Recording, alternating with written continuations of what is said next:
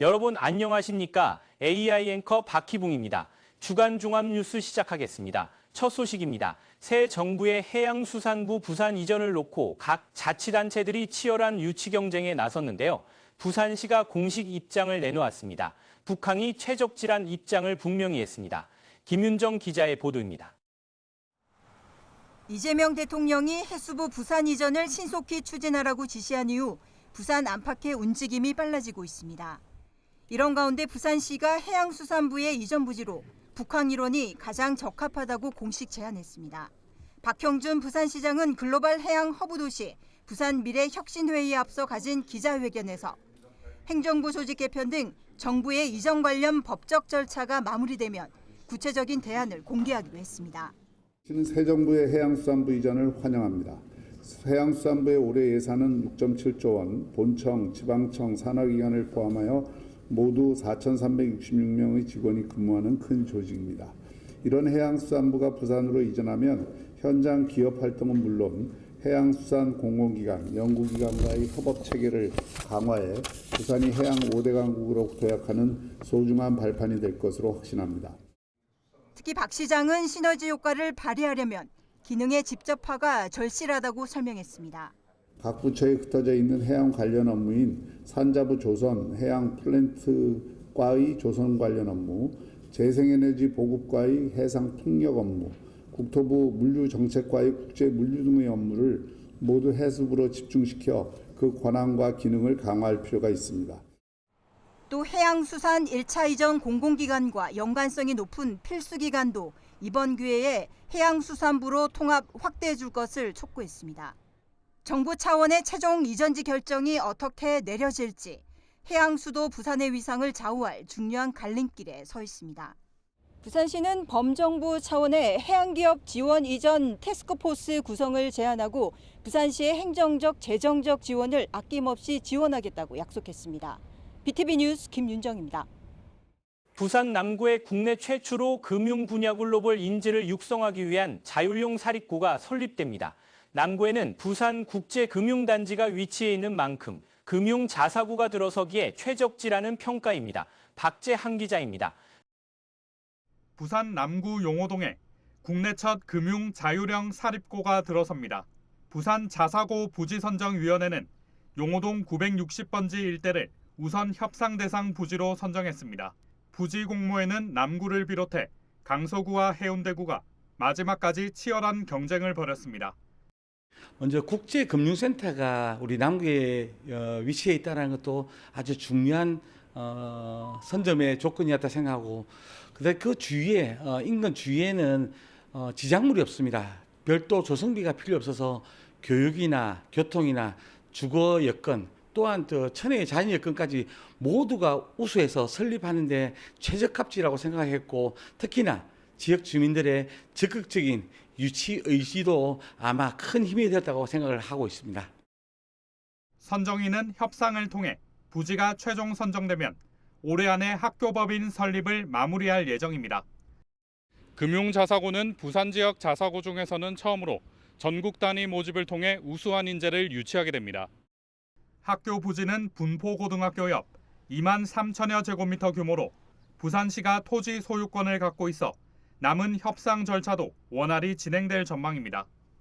2029년 3월을 개교를 목표로 하고 있습니다.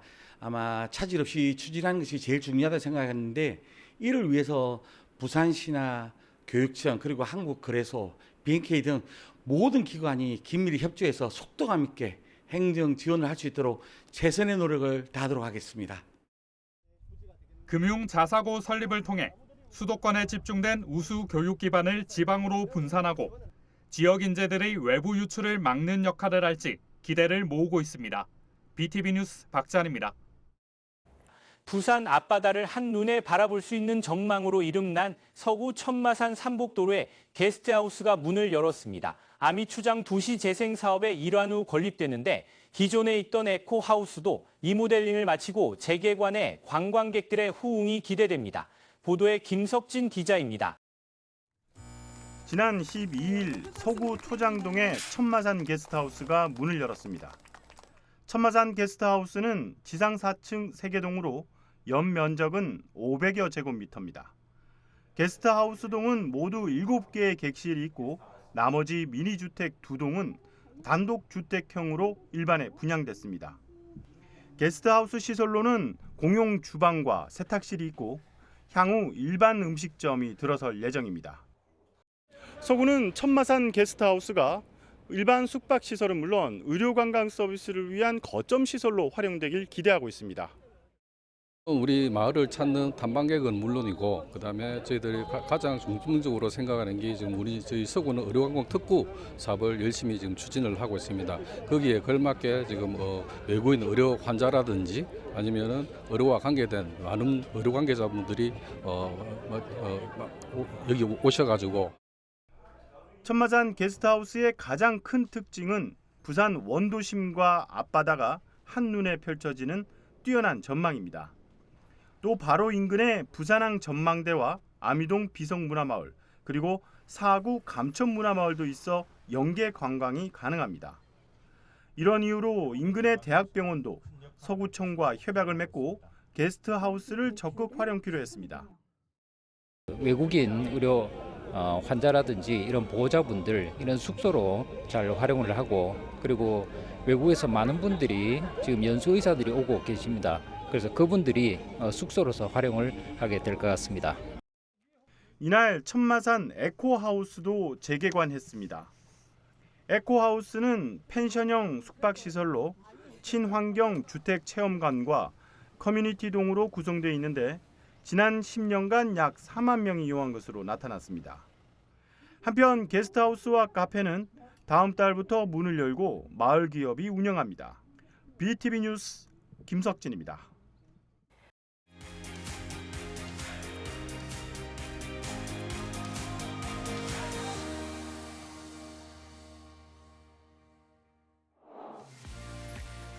부산 남천동의 별명 바로 빵천동입니다. 골목골목 수십 곳의 빵집이 들어서 있기 때문인데요. 그 중에서도 특별한 빵을 찾아 한 베이커리를 찾았습니다.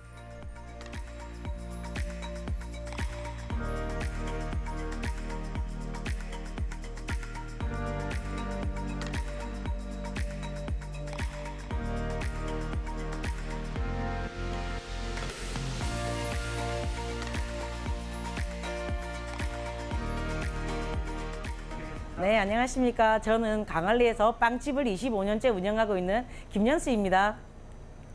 저희 빵집은 정통 베이커리라서 정말 도너츠, 팥빵에서부터 홀케이크까지 종류가 한 300가지 종류 됩니다. 밀가루빵은 이제 부드러움이 제일 강점이라고 그러면 저희 쌀빵은 이 쫀득함과 식감이 그게 제일 강점입니다. 저희들은 1% 밀가루도 사용하지 않고 100% 다 쌀로만 빵을 만들기 때문에 현대인들이 찾는 트렌드에 제일 잘 맞는 빵이고요. 또 성인병이 있으신 분들도 저희 가게를 많이 찾으십니다. 25년 전에는 이 쌀빵이라는 게 거의 알려지지 않은 부류 중에 한 부류였는데 제가 서울에 올라가서 그 미분을 가지고 와서 정말 진짜 많은 실패도 있었는데 하루하루가 다르게 진짜 엄청나게 많이 버리면서 했었거든요. 근데 저희 어머님이 또 밀가루를 못 드셨는데 저희 어머님이 시식을 정말 많이 하셨어요. 100% 쌀로 만든 빵은 밀가루를 소화하기 힘든 어린아이와 노인 그리고 밀가루 알레르기가 있는 사람들에겐 단비 같은 존재입니다. 특히 건강한 비건 빵의 대표주자 귀리 건강빵과 현미 파식빵은 멀리서도 찾아올 만큼 인기가 많다고 합니다. 현미 파식빵은 저희가 직접 팥소를 만들어서 직접 끓여서 안에 여러 가지 재료를 넣어서 팥소를 만들고 있습니다. 소비자들한테 건강한 빵을 제공하기 위해서 우리나라에서 나오는 가장 좋은 재료 그리고 저희 국산 재료 그런 것만 고집하고 직접 만들고 있습니다. 대형 베이커리와의 경쟁에서 밀리지 않고 오랫동안 한 자리를 지킬 수 있었던 비결. 바로 빵에 담긴 진심을 알아봐준 단골 손님들 덕입니다. 저희는 25년째 제가 운영을 하고 있는데 지금 25년째 단골 손님들이 거의 50% 이상이 넘으십니다. 그러니까 신규 고객님들도 계시지만 기본 고객님들이 50%대가 넘는다는 거는 제가 이거 운영하면서 제일 뿌듯하게 생각하고 있는 부분 중에 한 부분이라고 생각합니다. 밀가루가 소화가 안 되는 분들도 많으시고, 그러니까 저처럼 다이어트 하느라 밀가루를 안 먹는 게 좋은 사람들도 많잖아요. 근데 저도 몰랐었는데 여기 있는 빵이 밀가루가 들어간 게 단 하나도 없다고 하시더라고요. 근데도 뭐 일반 쌀로 만든 빵집 보면은 뭐 식빵이나 되게 단순한 빵들밖에 없는 데가 많아요. 근데 뭐 크림 든 것도 있고 달달한 것도 있고 되게 일반 그냥 밀가루라 생각하고 먹을 수 있는 빵이 많거든요. 그래서 뭐 선택할 수 있는 것도 많고 하니까 실제로 맛도 그냥 밀가루 들어간 거랑 똑같아요. 좀 더 쫄깃쫄깃한 거고. 그래서 더 많이 찾는 것 같아요. 빵천동의 터줏대감으로 자리매김해온 지난 25년. 믿고 찾아오신 손님들을 위해 건강하고 맛 좋은 빵을 연구해온 김현수 대표님의 꿈은 무엇일까요? 저는 늘 말씀드리지만 저는 진짜 사람이 제일 재산이라고 생각을 하거든요.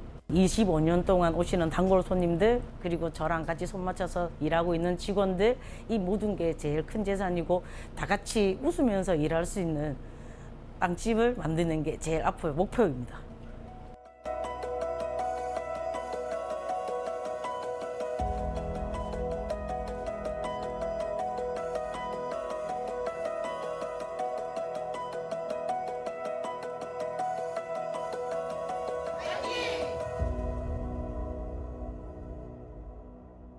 서구의회가 제285회 정례회를 열었습니다. 이번 회기에선 올해 2차 추가 경정 예산안과 19건의 조례 동의안을 심의합니다. 보도에 김석진 기자입니다. 서구청 집행부가 의회에 제출한 2회 추경 예산은 4,495억 원으로 본 예산의 7%인 296억 원 증액된 안입니다. 재원이 투입될 주요 사업은 장애인 활동 지원 급여비로 25억 원, 새띠 삼봉마을 도시재생 사업에 12억 원, 그리고 사찰음식 문화체험관 건립비로 10억 원 등입니다. 이 밖에도 취약지역 생활여건 개조 사업으로 서대신 4동과 남부민 2동, 동대신 1동에 11억 원이 투입됩니다. 의회는 지난해 세입 세출 결산 승인안도 심의합니다. 조례 동의안은 19건으로 치매 안심센터 운영 조례와 천마산 복합전망대 관리 조례 등이 있습니다. 또 서구청은 기금 운용 계획 변경안도 제출했습니다. 전체 조성 기금액이 775억 원으로 8억 원 증가했습니다. 증액기금은 도시재생과 빈집정비, 그리고 5개 광고 발전 기금 등입니다. 한편 하명희 의원이 5분 자유 발언을 신청했지만 보고가 늦어 2차 본회의로 연기됐습니다. 서구의회는 13일부터 22일까지 열흘간 상임위원회를 열어 안건을 심의하고 오는 23일 2차 본회의에서 의결할 예정입니다. BTV 뉴스 김석진입니다. 부산의 역사와 전통이 서려 있는 부산 대표 상징물 가운데 하나였던 옛 영도다리가 철거된 이후 남은 부재들이 영도가 아닌 금정구의 한 부지의 흉물로 전락해 방치돼 있다는 사실 아십니까? 김윤정 기자의 보도입니다. 부산 금정구 오륜동에 위치한 한 부지입니다. 녹슨 철구조물들이 잡초 사이에 덩그러니 방치돼 있습니다. 녹슬어 원형을 찾기조차 어려운 상황입니다.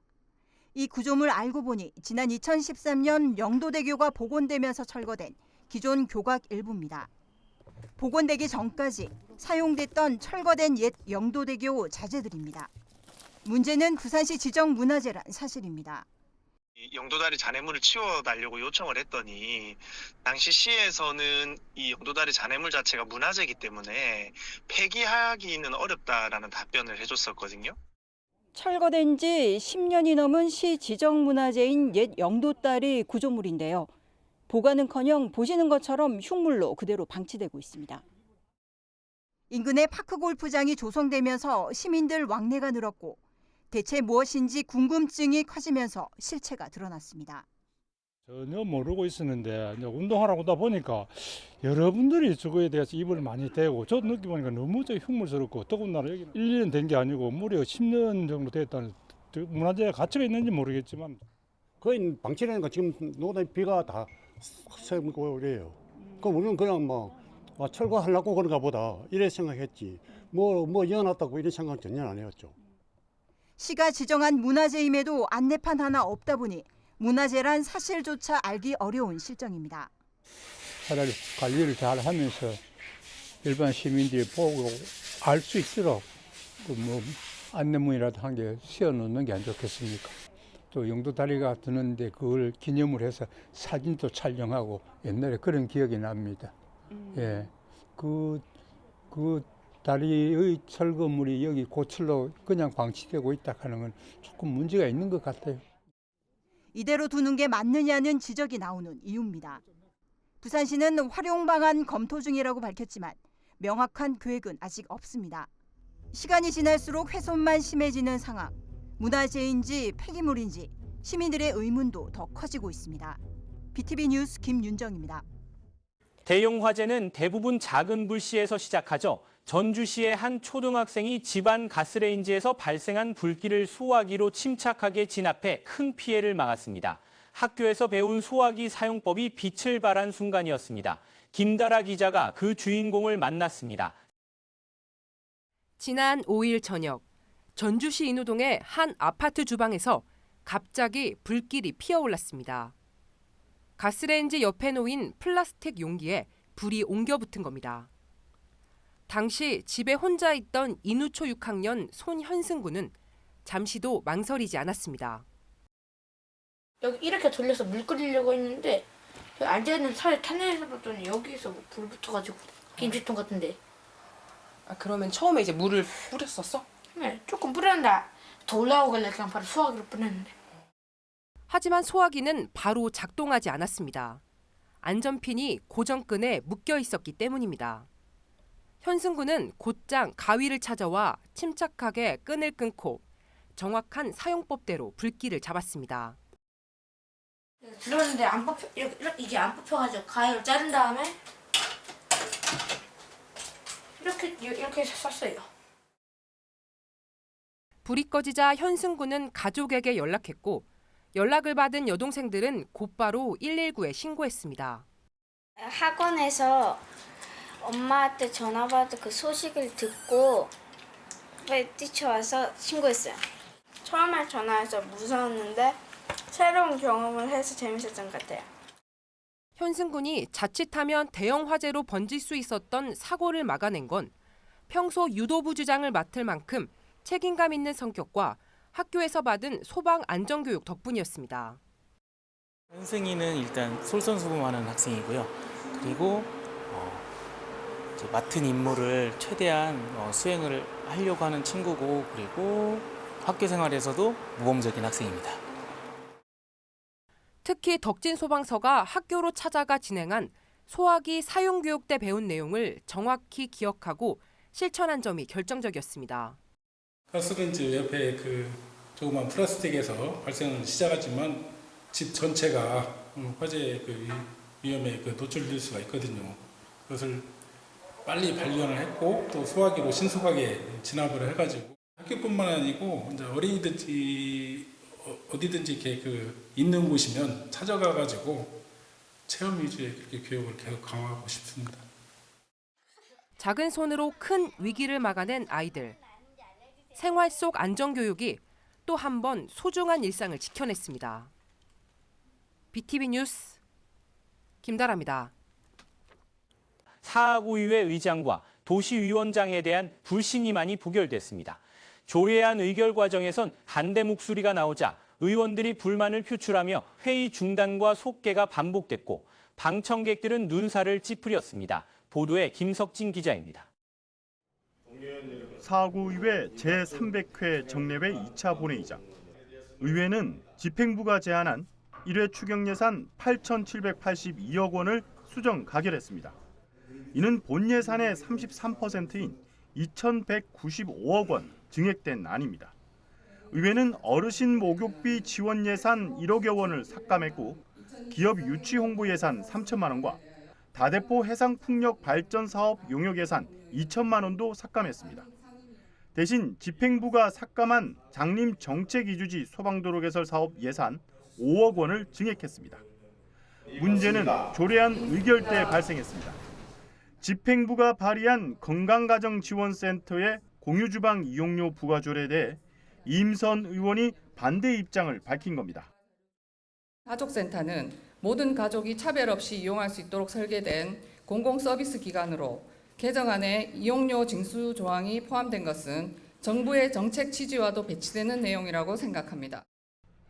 이에 의장이 전체 투표를 하려 하자 다른 상임위원들은 모르는 내용이라며 반발하고 나섰고 회의는 정회와 속개가 반복됐습니다. 이 과정에서 일부 의원들은 목소리를 높여 불만을 표출하는 등 소란이 빚어졌습니다. 앞서 총무위원회에선 이 조례안 심의 시 찬반이 둘로 나뉜 것으로 확인됐습니다. 의회는 결국 이 조례를 다음 회기에서 논의하기로 결정했습니다. 5분 자유 발언에선 송세무 의원이 김민경 도시위원장을 직격했습니다. 2021년 2월부터 12월까지 총 6차례에 걸쳐 90만 원 상당의 꽃을 본인 회사를 통해 사하구 의회에 납품하였습니다. 국민권익위원회에서는 이를 인지하고 다음과 같은 결론을 사하구 의회에 통보하였습니다. 김민경 의원은 지방자치단체를 당사자로 하는 계약에 관한 법률 제33조 위반, 지방의회 의원 행동강력 제8조 위반을 하였으니 징계하여 주십시오. 송 의원은 또 징계 요청을 거부한 최창섭 의장도 비판했습니다. 이에 대해 김민경 의원은 의회에 꽃을 납품한 건 맞지만 본인이 요청한 건은 아니라는 입장입니다. 본회의에서 송세무 의원이 발언한 부분에 대해서는 제가 8대 후반기에 의회 사무국으로부터 요청이 온 사항으로 제가 고의적으로 먼저 요청을 하지도 않았고 그 부분에 대해서는 부당한 이익을 창출하지도 않았습니다. 그 사항을 가지고 지금 현 9대 후반기에 와서 이 부분에 대해서 건의기에 송세무 의원이 고발한 건에 대해서는 아주 유감으로 생각을 하고 또 그 5분 발언에서 한 내용 중에 잘못된 부분은 제가 허위 사실에 의한 명예훼손으로 고발을 해놓은 상태입니다. 한편 송 의원 등이 대표 발의한 김 위원장과 최 의장에 대한 불신임한 비공개 투표는 찬성이 과반에 못 미쳐 부결됐습니다. BTV 뉴스 김석진입니다.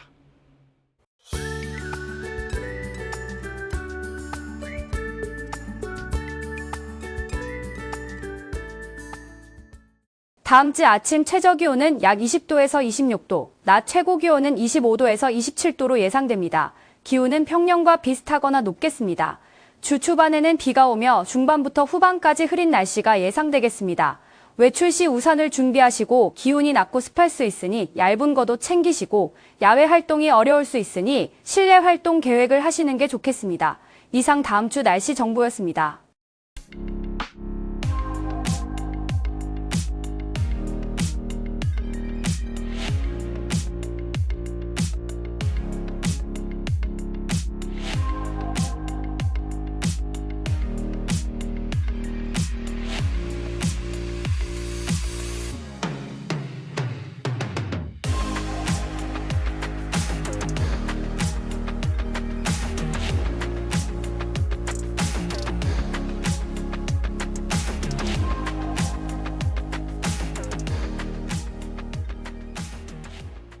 이상으로 주간 종합 뉴스를 마칩니다. 시청해주신 여러분 고맙습니다.